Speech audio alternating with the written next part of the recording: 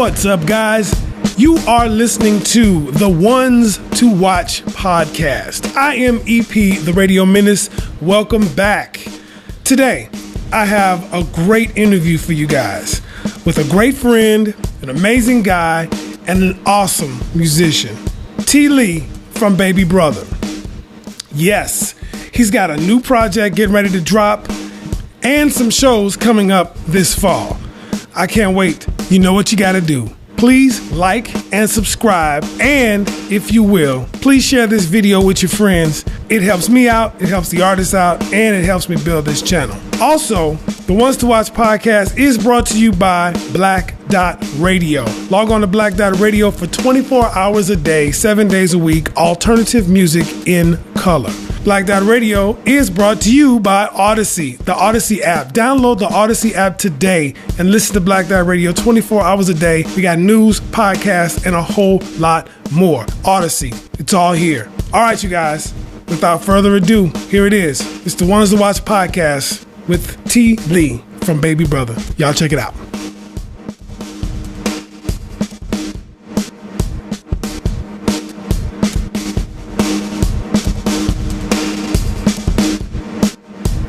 What's up, everybody? This is Blackdot Radio, the Ones to Watch podcast. I am E.P the Radio Menace, and today on the podcast, we are talking with T. Lee from Babybrutha. T. Lee, my man.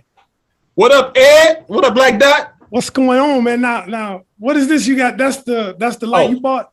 It's a LED, and I bought it. They came as a pair, so I'm using the one behind me right now. So this comes in handy, especially nowadays with everybody doing the Zoom and all that. Yeah. So this is very convenient for the type of things that we do in these. Well, that I've been doing. I'm trying to stay on top of my game and all of that type of stuff, man. But I be working so damn hard, man. I be tired. Well, I was going to ask you how do you like it? Because it helps you. Because you can still do your thing and not even really leave the house, True. But the setup for me is a little different. It's hard for me to do a live show like this. I have to tape it, cut it up, and then replay it, Right. But I'm steadily working on it. My thing is that I'm partially impaired when it comes to some computer stuff. You know what I mean? So, it's hard for me to figure some of this stuff out. Some of this program that I use is got a lot of coding and programming, and I don't really know a whole lot about that kind of stuff. So, you figure it out, man. I figure it out. I've been figuring it out. I've been working on it and doing different things. My buddy Cheesecake said he want to do like a little hip hop thing, and I'm like, cool, man. Let's do it, man. The more content, the better. So yeah, definitely, man. Wait, so when y'all talking about doing that? Soon as possible, I guess. He's got to get a mic and the whole thing. I gotta set it up for him so he can have his own individual thing, Mm-hmm. So, man, Cheesecake do his thing, man. He that's my man Floyd. Everybody used to call him Cheesecake because he used to always have cheesecakes and whatnot. But my man Floyd, shout out to Floyd, Fly Out One. But he always played. I know Cheese. I met him, right? You met Floyd. I'm sure you met Floyd. That was your guy that was always in the studio with you. He may have came through once or twice. He probably came to more shows than anything else. Okay. You know what I'm saying? But me and him, we pretty much grew up together. We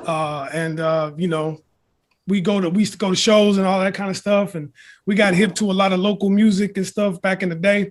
Nice. We would go out, and that was like my concert going buddy for the longest time. It says like, dude, it's something going down. Let's go. Cool. Let's go.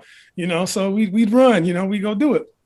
But He's always stayed true to the hip hop thing. And for some reason, T. Lee, I kind of lost touch with hip hop right around 2006.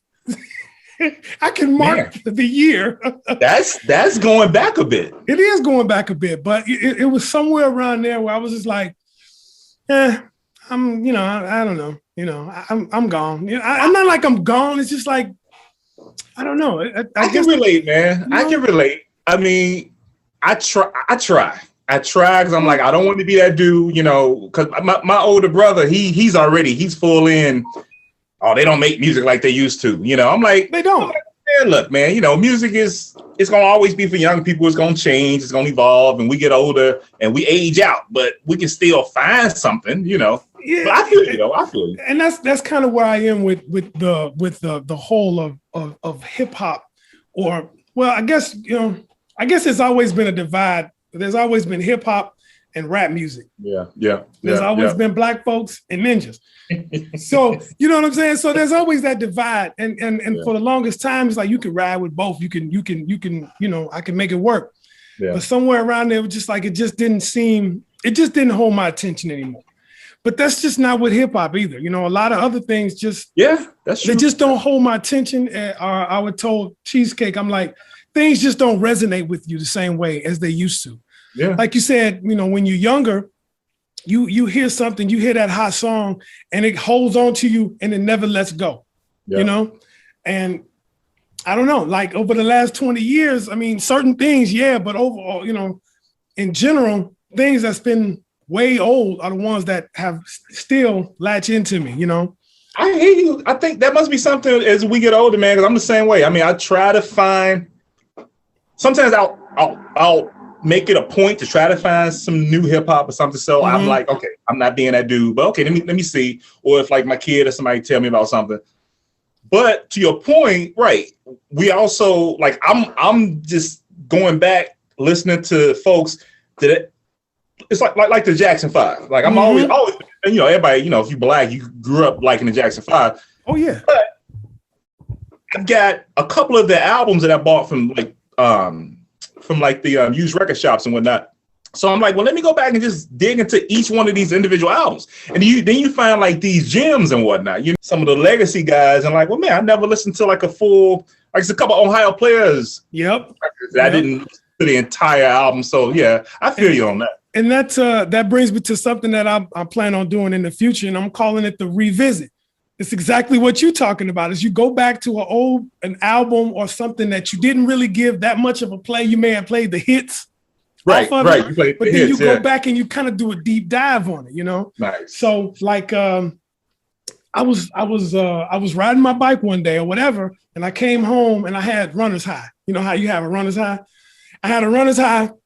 And I'm sitting there and I'm going through like not Facebook, YouTube. And I'm hearing stuff from artists that I'm like, wait a minute. Do I have this? You know what I'm saying? It's like, do I have this? And I said to myself, I have this. Nice. Why don't I know this? You know what I'm saying? Yep. It's like, so I kind of got mad at myself. I was like, angry. Yep, you get angry. Like, man, it's like, what? And this is old. This is like 10 years old. It's like, why did I know this? Because you know what it is? Another thing is when you start following an artist or whatever, you kind of like them, and they get into their 5th, 6th album or something like that. It's like, you know what? They didn't change their style. Yeah. I don't like it as much. You know what I'm saying?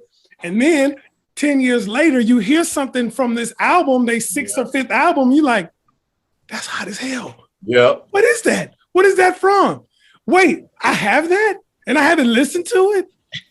You know what I'm saying? So it's like you got to go back. You got to go back and do a deep dive on something that you may have forgot about. And that's something I want to do in the near future. Definitely do that. I mean, that would be hot. Yeah, because I think a lot of folks like it's what you just said, right? You're like, wait a minute, I have that. Why don't I know this? Yeah. Why don't I know this? Right? It's a lot of stuff like that, man. But and at the same time, going back to things not resonating with you as much, but I'm trying to stay as best I can to stay hip to what's new. There's a lot of newer artists that's putting stuff out, and they gotta, you gotta give them love, because or else where does this all go? Exactly. You can't keep looking in the back. You know what I'm saying? You gotta keep moving forward. So I look for artists all over the place. You know what I'm saying? Black artists that's rocking, jamming, grooving, whatever you want to call it. Put the alternative on it, because nowadays, the reason why I like to use that is because a lot of things can be classified as alternative now. You know what I'm saying? It's like, because mainstream is so, I don't know, plain. I don't want to say plain. It's just kind of, I don't know. Yeah, I know what you mean. It's different. Yeah, it's what I was listening to. Questlove did an interview with Donnie Simpson. Remember Donnie Simpson from Video Soul? It was Video Soul. Yeah. And he said what you're saying. He was like, yeah, right now he said, what's hot is really, it's either going to be hip hop or it's pop. Yep. And he said, you really don't have a lot of in between, which it's weird. When he said that, and now that you bring it up, you do think about it. Because remember when we were growing up, and this, and we sound old, it's like, you know, it was everything. It was like, it was just a little bit of everything. But now it's like the masses, they only giving you like these. So you really got to search for it. You do. You got to dig and scratch real hard to find anything that's out of the norm. Yeah. And most of that stuff, I don't want to say it's all the same, but it kind of goes for the same feel. Yeah. In a sense, you know, it's pop music. Okay, whatever. But so, and I watch this dude a lot. I don't know if you ever heard of him. I'm kind of addicted to YouTube lately. Oh, dude, you ain't said nothing, man. Friday nights, man. I'll just pop down with a drink and just go down the YouTube rabbit hole, man. Like, what am I gonna find? But I watched this dude named Rick Beato. You ever heard of Rick Beato? I'm gonna make a note. He's awesome. He's Rick Beato. Shout out to Rick Beato. But he breaks stuff down. He's like he's a theory like master. He's a jazz guy, but he's also a producer and stuff like that. So what he does is he takes new songs and old songs and breaks them down like to theory. Like here, this song starts out in A major sus4. You know what I'm saying? I'm like, you know, I'm sitting there listening to him like, you know what I'm saying? But the thing about him that I like is that he never really disses anybody. He gives his opinion, but he never says, "Oh, that sucks." He'll be like, "That's hard on the ears." He always, if he disses it, he disses it from a technical perspective. You know what I'm saying? But all that to say is that he's giving me an appreciation for all of it. You know what I'm saying? Just because the way he could break it down, like, oh, this song that I would think sucks, he's like, oh, this is an A sus4. It's got this 4-5-6 method, blah blah blah. And I'm like, oh, you know what I'm saying? Yeah. For him to be able to break it down like that. It makes you say, maybe I don't like that, but I can still appreciate how it's crafted. You know, I'm gonna check him out. Check him out. He's gonna blow your mind. He's got, man. Just check him out. Anyway, shout out to Rick Beato. All right. And congratulations to you, right, man? Real quick, done you posted some on Facebook. I mean, you've like expanded, right? Your reach with your radio show, right? Yeah, I'm on Odyssey now. You know, I got yeah, I guess you could say I've expanded. I mean, people can find it a lot easier. All you got to do is download the Odyssey app and take it anywhere you want to go. Nice. So I still have to promote and get it out there and market it to wherever, you know, but man. So yeah, you know, baby steps, you know. Hey, you doing your thing, man. I mean, I'm trying to, man. I'm being consistent. You've been consistent. Yeah. And that was the thing, you know how many times I'd be like, man, I don't want to do this no more. I'm tired. I'm there. But, you know, I had a conversation with my niece one time. Like, I'm always trying to find something new to do something different or whatever. And I'm like, I want to quit this and do something else. But I'm like, you know what? You got to stick to it. You know, why start over and you come this far? Yeah, you know? Dude. Now I've had some setbacks, of course, with COVID-19 and a whole lot of other things. Me leaving Q4, which was, you know, whatever. Whatever. You know what I'm saying? I had to move on. Yeah. No bad love there. Just, you know, it is what it is. You know, I was having a tough time in 2019. I had to, you know, shift gears a little bit, but I was already set up to do this, you know, and that was my next move. You know, but anyway, so. What was I getting ready to say? Oh, I was going to say back, I think as far as like how new music is versus old music, and this is something that Beato would break down, is about how things hit our ears differently back then, like how things were recorded. The only way to really explain it, I guess, is that music back in the day when it was recorded analog had so much more warmth to it. You know what I'm saying? Yeah, definitely. Now things are digital. It could be fixed. Everything's on a grid. And he made me understand why I like what I like. It's the beauty in imperfection. You know what I'm saying? Yeah. It's the beauty of the imperfection. And that's when he breaks down all these old songs and he's like, if you really want to get technical, well, they're out of time here. He hit a wrong note there, whatever, but it doesn't matter because it's all about the feel. You know what I'm saying? Yeah. It's all feel. Now I think today technology has done good and bad. By making things perfect, it doesn't sound as good. I do. Doesn't that sound? I agree. If some of it is too polished. It's too polished. And it's real slick. Yeah. And I think you know what, that's the benefit. I mean, unless you're like a 20-something and you just kind of dove into your parents' music or your uncles and aunts' music, we had a benefit of our ears we were already trained to hear that warmth and those imperfections. And then when we come around to a lot of what's going on now that's really polished, we hear it. It's like, something about it don't sound right. And it's perfect. That's the thing. It's perfect. Yeah, especially and nothing wrong with the drum machine. Nothing wrong with drum machines. But if you're like just oversaturated with those beats, those perfect percussive beats. Right. It's different from listening to the rawness of the 70s and the 80s. And it's like he could sit down and break down like old James Brown stuff. And it's like, you think all of that stuff is exactly on point? Is exactly on meter? No, because it was feel. There was syncopation and feel. You know what I'm saying? Things moved a little bit. You know what I'm saying? It was a little early here, but a little late there. But it didn't matter because it all sounded awesome. It sounded organic. You know what I'm saying? Yeah. And some of that is lost in today's popular music. You know what I'm saying? I have to emphasize the popular part of it because, it's fun to hear that. I forget what song I was listening to recently. From the song from the 70s, and you can hear it like a song would have verse, chorus, bridge, whatever. I forget the song, but it was a song from the 70s where you could tell that I think it was a James Brown song too, where he says something, but it doesn't quite fit, but they kept it. And then you think, well, man, he's like, did they mess up? But then you think about it, back this is before Pro Tools and Logic, so. They had to spend money on those tapes. Like, that's fine. We're gonna leave it. You couldn't go back. Well, I guess you could, but you couldn't go back in and isolate that one little phrase he said and take it out and put in what you wanted him to say. You know what I'm saying? It wasn't that easy. So sometimes it's like, if that sounded good, if it wasn't perfect, you went with it because it sounded good, it felt good, it was in the moment, it was organic, and it worked. You know what I'm saying? And he talks about that kind of stuff a lot too, but that's where I'm at. You know what I'm saying? I like that old school organic feel, that funky, sweaty, you know what I'm saying? We got it, we get it right, whatever. If it's not perfect though, that's cool, Oh man, dude, that's why I'm a George Clinton disciple. Man, that's why I love that dude. Because George be like, all right, just figure out what key we in and we just gonna roll with it. And just roll. But I don't know. You know what I was thinking about the other day, and I'm like, who's the big groups, the big black groups that people would go see today? Now, don't tell me nobody 20, 30 years ago. I'm like, who's hot now? And don't tell me a rapper. Okay, man. What group? What band? A group, dude. A black group. Okay, so can it be?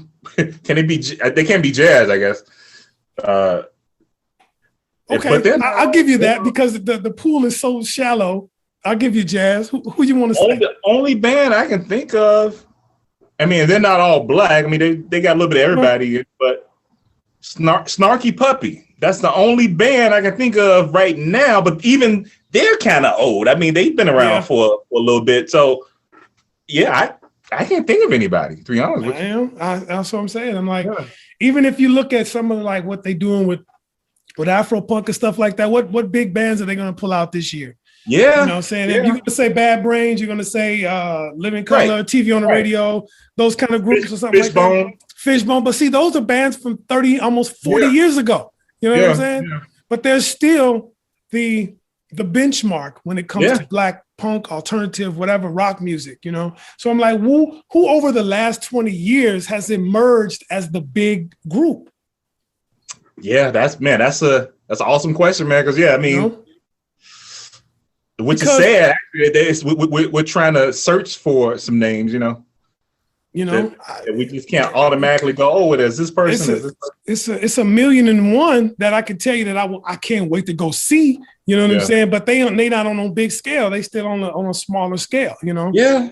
But all that to say is like it's always been the big groups come through and help push up the smaller groups. You know what I'm saying? When I don't know, just for like the Rolling Stones may come through and they might take a band and they open for them, and that just kind of blows them up, take them on tour.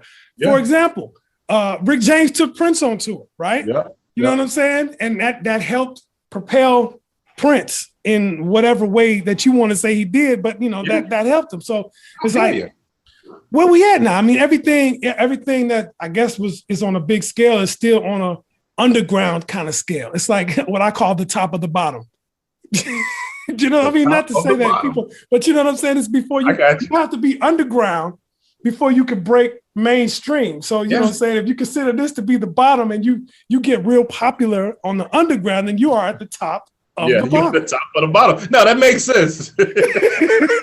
So I don't know, but there's a lot of bands that's right around the top of the bottom. You know what I'm saying? And it's like they could break at any time, but it's like what really breaks? How do you really break these days? It's interesting that you brought that up. You know what? Like right now, what I've noticed is that breaks artists because the music industry has made a whole shift. 80s and the 90s, the artists that were like established at that point, remember they used to look down on if you were an artist and you let corporate entities like Coca-Cola and Levi use your music in a commercial. They used to frown on that, like, oh man, you selling out. But now that's really a lot of how a lot of these, like you said, the top of the bottom, a lot of those guys get some recognition. If you can get your song in a commercial, you can get it in a TV show because that's like really the best way to go. I mean, I'm thinking about a couple of acts that I know that broke like that. Remember Alabama Shakes? Everybody knew Alabama Shakes from that first album, and the album did okay. But then when they came on that second one, the one that Sound and Color. Man, dude, that's a great album. When I heard that song on that Apple commercial, and I was like, dude, who is that? I got my Shazam on my phone. I'm like, that's Alabama Shakes. Went on YouTube, sat there, me and my wife, we sat there and we watched like I think they did like a studio session or something. And they did like about 5 songs from that album. Oh, not the Brittany Howard though. How talented is she, right? Dude, man, okay. She's an example of a band or a group or a person that's in the mainstream. You know what I'm saying? I guess you could consider her to be kind of somewhat big, I guess. You know what I'm saying? If she came to town, she's gonna sell out. Exactly. Yeah. I think when she came on tour, oh my God, I want to say it was sometime in 2019 because I missed it and I was really pissed. But I think she sold out like the Riviera or something like that. You know what I mean? And it was an amazing show. I heard. Yeah, I hate I missed that. But you know what I'm saying? She's at that level. She's selling out the Riviera level, which is a respectable level. That's a great venue to sell out, you know? Here's another interesting part about that too. And I know we're talking about artists who are trying to break out, but like the last concert I saw before the pandemic hit was I went to see Raphael Sadiq. Wow. And then I thought about it. Now, you know, I've been a fan since Tony. You know, that was like the band that I discovered in high school. And I was like, okay, I was all in. Yep. But when you think about it, since he's been solo, he really hasn't had a hit single.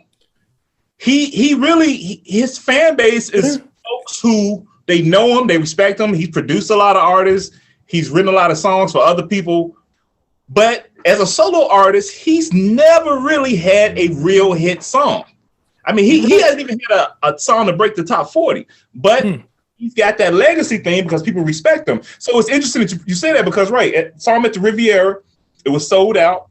But, you know, this is just like a little crowd because when he goes on a major tour, he's still opening for folks. I remember he opened for John Legend, and that pissed me off because I'm like, he's better than John Legend. Oh, dude, I'm gonna go, but really, John Legend headline, but John Legend is the guy with the hits, you know. So yeah, that's true. But I didn't think about him like that. And I guess I never really do think about Raphael Sadiq like that because. I mean, he did the Lucy Pearl thing. They kind of had a hit, but that was in the late 90s, wasn't it? Right. That was the early 2000s. Early 2000s, okay. It was like 2002 or something. But that was the last hit. was Lucy Pearl, because he hasn't had anything as a solo artist. I mean, he's had great songs, but nothing is really, nothing huge. Yeah. What about I guess you're right. Yeah. What about dudes like Thundercat and what's that guy's name? Why his name escaped me right now. Who? What, does he play an instrument? Or? He's more like a DJ, I guess, kind of like a producer. Flying Lotus. You know they what? kind of popular too, but they kind of popular on that kind of that weird flippity floppity neo soul type thing. Yeah. Why do I call it flippity floppity? I don't know. There's that I like to call it the they're popular on the Tiny Desk crowd. Okay. You ever watch the Tiny Desk concerts? I have. It's actually kind of cool. It's always them guys. Yeah, and I love it, but it's always like those guys who kind of like straddling, they're not like super popular, but they're popular enough where you're not gonna catch them in like an open mic, but they got enough. But yeah, you're not gonna see them at the United Center selling the United Center out either. But you see them come to the Riviera and sell it out. And to be honest with you, as a music nerd, that's kind of right where you want to be. Oh yeah. You don't really want to get too much bigger than selling out the Riviera, places like that. You know what I'm saying? Those kind of venues. I would love that. Yeah. And if that's the only arena or the as far as it goes, man, I'd be happy with that. That's good. That's perfect because that's a big enough venue. I don't know what I want to say. It's like somewhere around the neighborhood, maybe 3,000, 3,500, maybe. Yeah, we're talking the Riv. The Riv is pretty big. Yeah. Just like the Metro. The Metro is about the same. You want to be right in that area, right there. That's the sweet spot. Because once you get bigger than that, it's like something degrades in the quality of the show when it gets too big. That's when the corporate entities get involved and go, hey, well, if you selling this place out, then you need to cater to this demographic, and you need to make sure that you're not sending these people. And that's when all that stuff started coming into play. Right. People making money off of you, and they don't want to mess that money up. And to me, that's the best. The sweet spot, the intimate crowd. I've seen Prince. I want to say 12 or 13 times, and my favorite show was he did. I want to call it a one-off, but he did. When he was touring for the Rainbow Children, he played the Chicago Theater. At Chicago Theater, I was there. You was there? Yeah, amazing show, was it not? Yep, dude. Amazing. And I was mad at the people that was pissed that he wasn't doing Let's Go Crazy. I'm like, man, please. No. I was all about the Rainbow Children. I love that. Right? All about that. To me, that I would say is the best album of the second half of his career. Yeah. You know what I mean? I'm with you. I mean, it was a good record. I mean, yeah, you could put it on and let it play. Yeah. Yeah. It was a concept album. He took some time with that. To me, I think he was definitely hitting his stride on that one. He was on something. And then he kind of did a bunch of big things after that. Yeah. But hey, that's just me on my soapbox. First there'll be a wedding. Then there'll be a feast. A lot of people didn't like that record though. That was my song. Hey man. Mine was Muse to the Pharaoh. She could be Muse to the Pharaoh. You know what I'm saying? Yeah. Dude, I absolutely love that record, man. And I go back to it, do it because I listened to it constantly when it was out. I loved it. You always find something different. Yeah, it was so multi-textured, you know what I'm saying? Yeah. But the show did not disappoint. And a lot of times when you go see him, he might do one or two songs and then play all hits. Yep, he played most of the album and then played a couple hits here and there. It was amazing. But all that to say is that he played a smaller venue, a little bit more intimate, still kind of big, but still intimate. Well, especially for Prince at that point. Yeah, that's small for him. Yeah. Yeah, but it was beautiful. Mwah. I loved it, man. My favorite, one of my favorite shows. And hell yeah, I was there. I think he did. Did he just do the one night or was it multiple nights? I can't remember. I think he only did one night because I wanted to call it a one-off because he only was doing like one night only, one show and gone. So it was rare to get a ticket for that show. You know what I'm saying? And I got one, thank God. And I'll always have that memory. You know what I'm saying? He was, and the one thing I remember about that show was no amps on stage. Do you remember that? There were no amps on stage. I didn't even think about that. No amps. I didn't even think about that. Yeah. Oh, I remember that because I was like right dead in the middle of the balcony and I was looking down over everything. And about a third into the show, I was like, hey, wait a minute. He's got a guitar. There's that. She's got a bass. There's a keyboard. But there's not one amp. There was monitors, but there was no amps on stage. And I heard that all the amps were offered to another little room. So he wanted to create that experience. The stage looked really clean. If you look back to it, like, it was super clean. Wasn't nothing out there. He had his guitar, but nothing else, So anyway, that was hot stuff for me. Hey man, and it's still weird to think about me. My can't go see him no more. That's an experience that's gone. Unfortunately, but there's so much live stuff out there. If you get in the right mindset, get a big enough screen, get a good enough speakers, you can kind of relive some of those moments again. That's true. That's true. There's a lot out there, bro. Let me tell you, there's a lot. And Oh, speaking of which, you know what? I just picked up or just got in the mail the other day. I'm kind of sleeping on it, but I didn't want to spend the money. I'm just being honest. I'm a cheap bastard, but I finally got this. Oh, dude. I finally got it. Hey, man. We took the plastic off of it. Hey, we together. You know what I'm saying? You got the vinyl though, right? No. I didn't get the vinyl. It's got the book. I think it's like yours. It's got the book and you open it. It's got the CDs. I ain't even opened it up yet. Oh, dude, when you gonna open it? Later. I've had it for a week, but I had to just go get it from my mom's house because something this precious ain't getting delivered to my house. Negroes be stealing my stuff, G. That's precious cargo right there. You know what I'm saying? That album right there, dude, was what changed my life. For real. Nice. For real. Yeah. Sign of the Times changed my life. For real. Now, how so? Give me a. I was thinking about this the other day, and it was like listening to Prince, and I was like, man, I remember when I used to believe in love and stuff like that. You know what I'm saying? It's like he used to fill me with that kind of hope of romance and things like that. And it's like, not anymore. You know what I mean? Well, not ain't too much music anymore that does that for me. Yeah, I know. You know what I'm saying? Yeah, especially not nowadays. You get WAP and everything. Ain't no love. Come on, man. That's a whole nother story right there. But you're right. Everything is so like in your face, like whoa. But artists like Prince and a whole lot of other people, there was so much more texture to it. You know what I'm saying? But that album, man, it changed my life, bro. I mean, I remember going to see the movie, and my old man left me there, and I saw it like 3 times with a kid. Oh, wait, which theater? Which one? Evergreen Plaza. 95th and Western. And you stayed there the whole day watching it.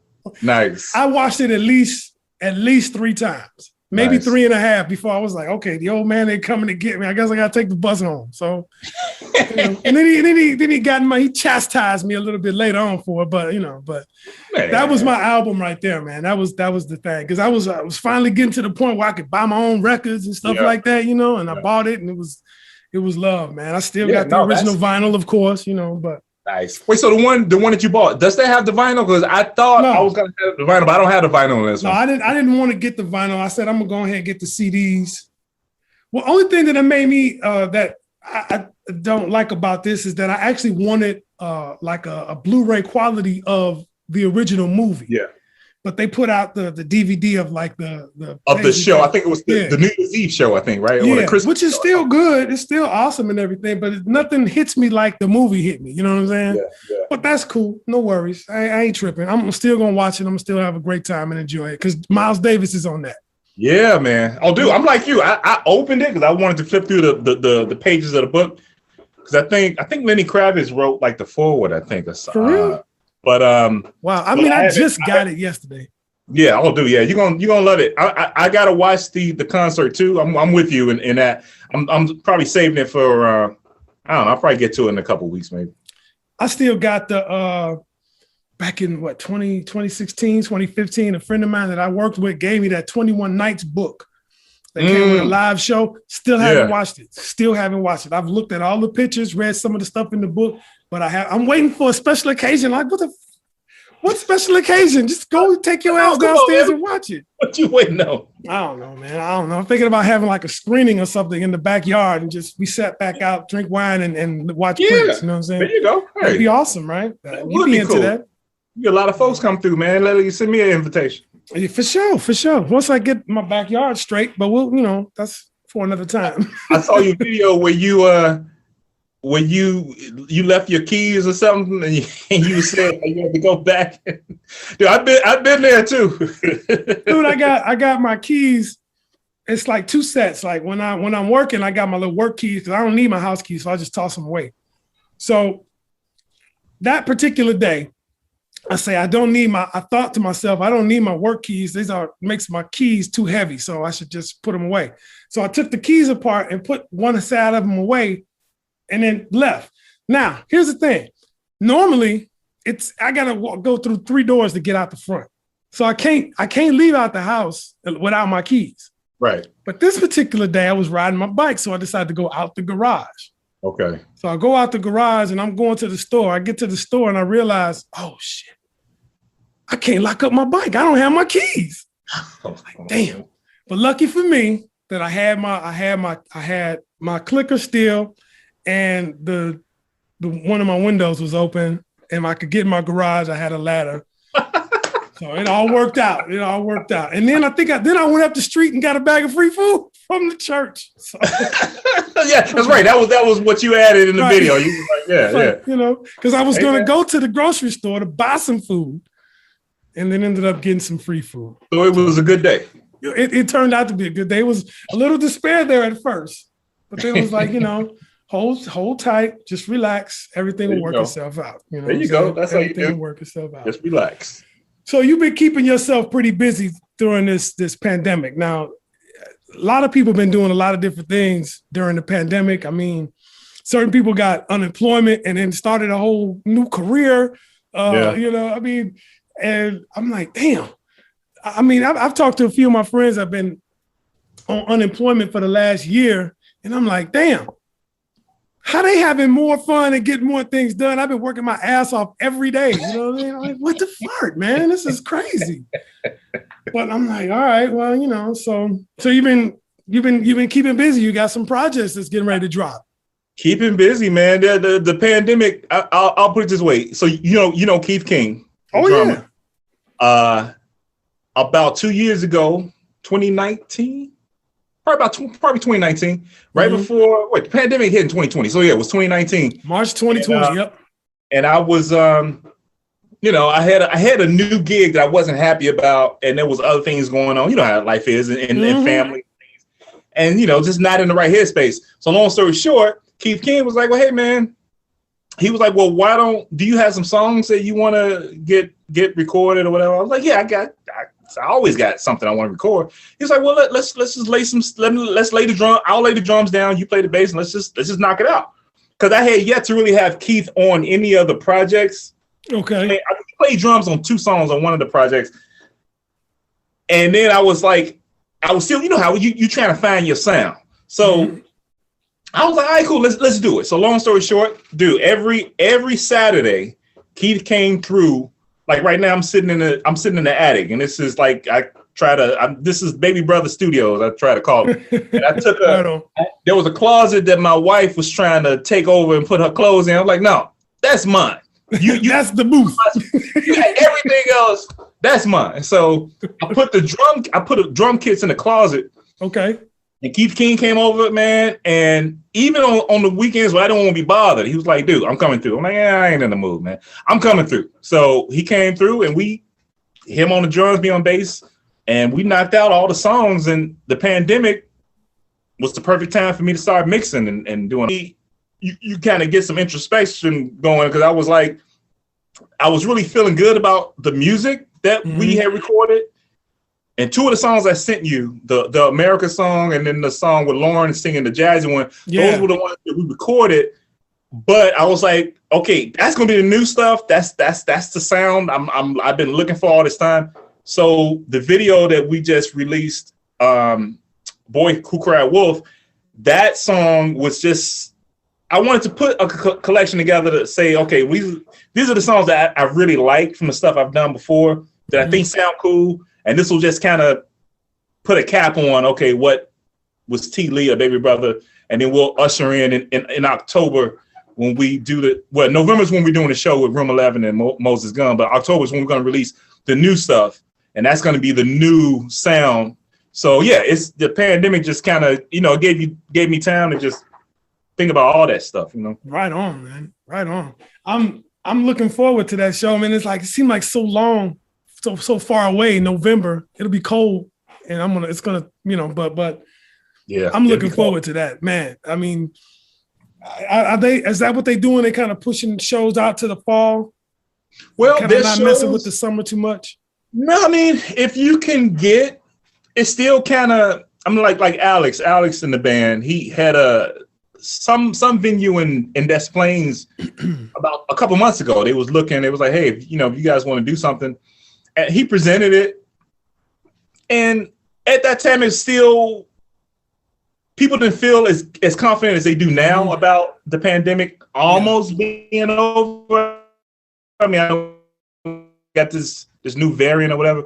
But at that time, it was still kind of. So I was like, I don't even know, man. I don't even know if we do it when people come out. So there are places now that you can definitely perform now if you want to. But I do like that November is when Stead and the Room 11 they're celebrating like an anniversary of when they released their first album. So 11/11/11. Yep, exactly. So the year anniversary. So I thought, this is perfect. If something happens, I think what I want to do, and I think what we'll probably end up doing is kind of what you're doing. I bought some cameras, and I want to do just us playing, up in my attic, man. And then we'll stream it or we'll post it, and then that'll lead into the show at the Cubby Bear. And then once 2022 hits, we'll see how it goes as far as like getting some more live gigs. But yeah, it's just been weird with the live shows and whatnot. I know. That's why I decided that I'm probably waiting until 2022 to try to do something. I was, man. Anyway, we had it set up where we were supposed to be doing some different things, and I wanted to be traveling around, going to different shows all last year and stuff like that. But that all got mixed. So now I'm kind of like behind because I'm like some of those things that I wanted to do. I was like, I didn't even really worry about it. I got this old piece of junk car, can't run no place, and it's just nuts. But that's beside the point. So 2022 is going to be the year to try to do another family reunion. It should be, yeah. I mean, because I get it. Yeah. Plus, I don't want to spend no money. I have become the cheapest son of a bee. Oh, dude, it's been great for that. I mean, for not spending money. I still find a way to spend money on things that I don't need to spend money on, but that's okay, But hey, I'm a miser, boy. Let me tell you. Yeah, there you go. I need to get me one. I spend money on those lights. I'm gonna get me some lights and some better mics and a new mixing console. I got things I need to spend money on. That's for sure, But I'm a miser. I'm a cheap, Hey man, it's called being frugal. There you go. That's all that is, just being frugal. Frugal, yeah. All right, So is it like the original lineups? I mean, I don't know what he's got. He's got this Vivian James thing going on now, but is he getting back the original lineup? Because I know he put together the original lineup. Oh, nice. The original lineup. I mean, as far as I know, it should be. Yeah. I know 11 Dolores they're gonna be involved, and obviously Frankie. It's gonna be the original lineup. Everybody's got these different little side projects or whatever. So he's been doing stuff with Goose Wayne. I don't know what's going on with JD's Revenge right now, but they still, I don't know, they're still in the mix some kind of way. But then Said has always got these other projects. He had the Pulpit Players. Now he's got Vivian James. I'm like, I thought Vivian James was an actual person. Like, he's me too. Me too. When I talked to him, I was like, okay, man, who is it? I'm digging it, but help me out. And he explained it to me. Oh, okay. That's the name of the group, right? Or that's the name of his new concept or whatever. Alter ego kind of thing. So he's honoring her, and then so I guess it's like the alter ego. So yeah, well, I mean everybody doing their thing. I mean, because Keith is playing drums and they're performing Saturday. I told him I'm gonna try to check them out. I'm gonna be there. Alpina Noise, yeah. And I like what they're doing. Mm-hmm. They've all been on the show. You know, I've interviewed him. Will was probably one of my last interviews that I did at Q4. You know, so, but you know, so I'm gonna be there in full effect because I've been wanting to see them. I've been craving to see a show for the longest, so I can't wait. I'll probably see you there. I'll probably see you cherry, you know. So it's been a minute, man. So I'm gonna go out. I'm gonna bring the recorder out. I'm gonna get people to talk with me and do some drops, take some pictures, whatever, man. It's just been so long. It's been since crazy. I've been out. I think the last show I went to, the last concert show, whatever you want to call it, was a local show, and I think I saw the Circle View. I want to say at a promontory. No. This was like the end of 2019, and it was like at the Elbow Room.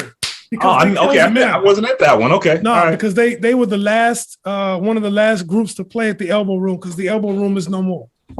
Right, that's right. Yeah. But yeah, so it's been a minute. It's been a minute, and I'm ready to get out and have I'll see you up there.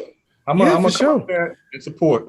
Yeah, man, because it's that time, man. It is really that time to get out, man. And it was been some other shows that I've been wanting to get to, but I'm like, man, I got to take the bus. I got to ride my bike. I'm like, I don't know, man, but that's just me being lazy, you know. But I got to get back out there, man, and because that's like my favorite thing to do, man, is get out there and go see shows, man. You know, I miss y'all, man. I miss getting out there, you know, and seeing shows.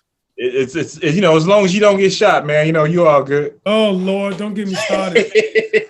the violence in the city is out of control, man. It just seems like it never stops. Even during the pandemic, mugs was finding a way to kill each other. You know what I'm saying? Like breathing on each other ain't enough. You got to go out there and actually shoot somebody. Exactly, man. Man. What's wrong with folks, man? Is it the music?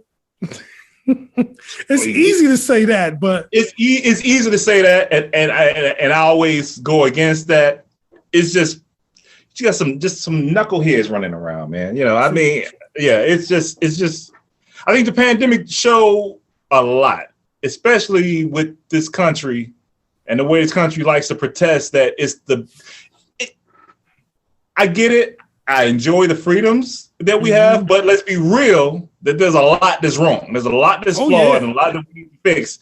And this pandemic, it opened a lot of that up, man. It showed a lot that it has. And if for some reason now there seems like there's like a battle of the sexes. I'm like a war between the sexes and stuff like that. Women are tripping, men are tripping.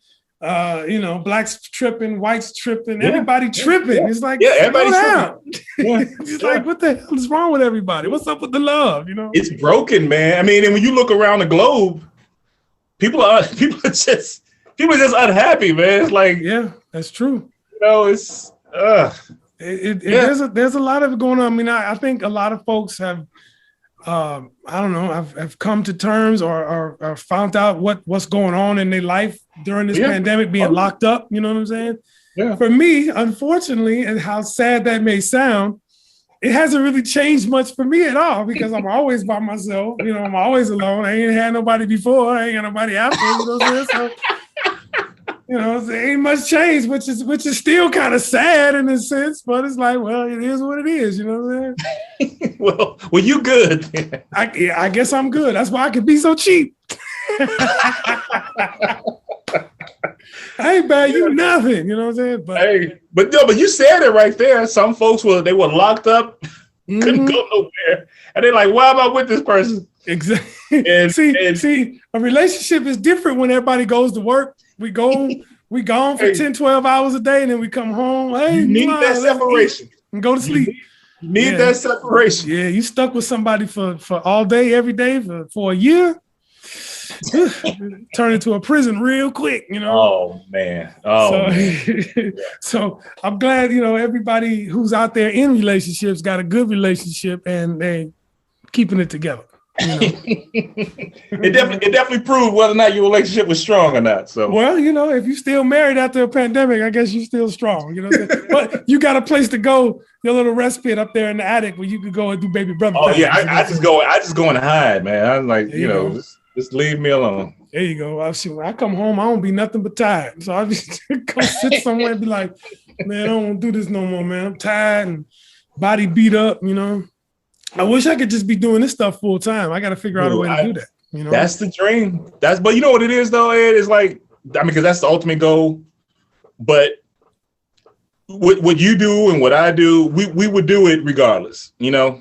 Because like you said, you keep thinking, I want to keep doing it. Yeah. I mean, because I've had those conversations with myself too. But it's like, then you go, you just get that spark, and you gonna do it because it's therapeutic. You know, it keeps us sane. I think, you know. Yeah, you're right.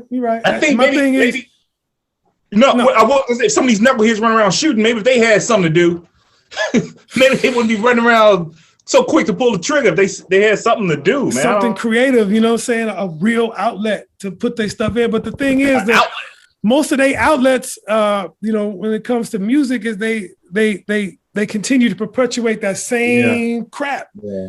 You know, and that brings me back to, is it the music? Well, maybe, but it's the culture. It's the culture now. You know, everybody is rewarded for the bad things they do, or they get attention for it.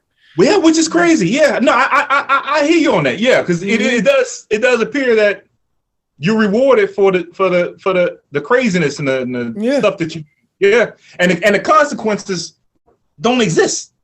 Not really. Not to them, they don't. You know, going to jail, so what? You know, dying, no big deal. You know, but I've said this to people before. But attention is the new currency. You know, so in the age of social media, you know. If you can get a blurb or you can be viral for a minute, dopamine like crazy. You know what I'm saying? Yeah. You know, dude, you hit it. Yeah, that's a great way to phrase it. Yeah. Attention, man. Look at all these IG models and all of this stuff that people do with OnlyFans. Come on, fam. You know what I mean? That's all about attention. You know what I mean? I will say this with OnlyFans, they are getting paid. So I ain't gonna mess with nobody. Mess with nobody else.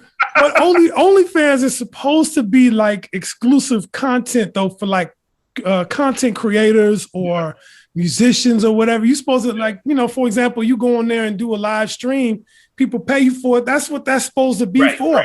If you want to teach a class or something like that, you want to do some Skillshare type situations or, you know, whatever, you know what I mean? That's what that's supposed to be for. True. And I think that the powers that be are going to try to force that narrative. They're gonna force that and get away from that porno type stuff. You know what I mean? That'd be interesting to see if they do that, because you know, but it always seems to go that way. The porno, they always take the lead. Because remember back before. Well, it's interesting. Back before high def was a thing. Mm-hmm. The porno industry, they're the ones who they went to the Consumer Electronics Show and they was like, hey, we got these new high definition cameras. It's going to make everything look clear. They bought them up in bulk and they spearheaded that. And then 4K came around. 4K is better than high def. Yeah. Porno industry. Dude, we can do some stuff with. So, you know, better than real life. so OnlyFans, that's another. They was like, hey, well, okay, this will be great for special content. But you know what we can really do with this? So. Yeah, true. I mean, I hear you, but my thing is, I would never give somebody some money to strip from me over a computer. No, you sick? No, with all the free porn out there, you crazy? You know what I'm saying? It's like, you know, but it's like going to one section of the ocean and paying for the fish. You know what I'm saying? It's like, I'm gonna go right here in this part of the ocean and pay for these special fish, and all the fish in the rest of the ocean is free. It's like, that's a great analogy. It's stupid, you know what I'm saying? It's like, and plus you and then here's to add to the analogy. It's like, I don't need scuba gear or a fishing net to get it. You know what I'm saying? But that shows you how men are, because we wouldn't, but there's a million men out there, and these women are making hella bank You know, that's what I call the thirsty majority. Hey. You know what I'm saying?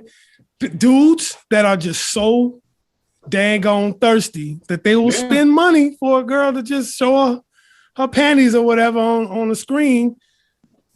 3,000 miles away from you over a screen. I'm like, nah, cuz I'm too damn cheap for that. That's men, because we couldn't, if you flipped it, we couldn't do that. We couldn't have the same type of results that the women have if we had our OnlyFans and I got special content. Women ain't paying for that. They like, man, I'm good. You know what you're gonna get?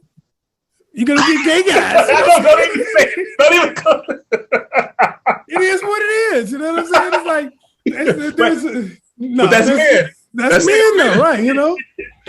So I wouldn't do it unless I got some exclusive content. I'm teaching something, whatever. I got a movie or whatever, something I want to put out like that. Then but there's still other ways to do it besides doing that. You know, that's what I'm trying to do, and it won't be OnlyFans, but I'm trying to build up the like the YouTube. The YouTube channel has been getting some traction, man. So what the show is November 11th, so we're thinking maybe in September we might try to see how it works if we do like a streaming show and to see how it works on the YouTube channel. Why not? You know, that's right now. It's like YouTube is like the new frontier of some sort. You know, a lot of people making a lot of money off YouTube. Yeah, and I'm like, how are they doing it? You got to get a lot of views. You got to be putting out videos like every day. Yeah, it's a job within itself. So you gotta, and like you said, it's content. It's constantly, because there's a lot of people that I follow. I mean, I watch their videos when I'm bored, riding around in my damn truck all day. But if you can do that as your full-time job, then why not?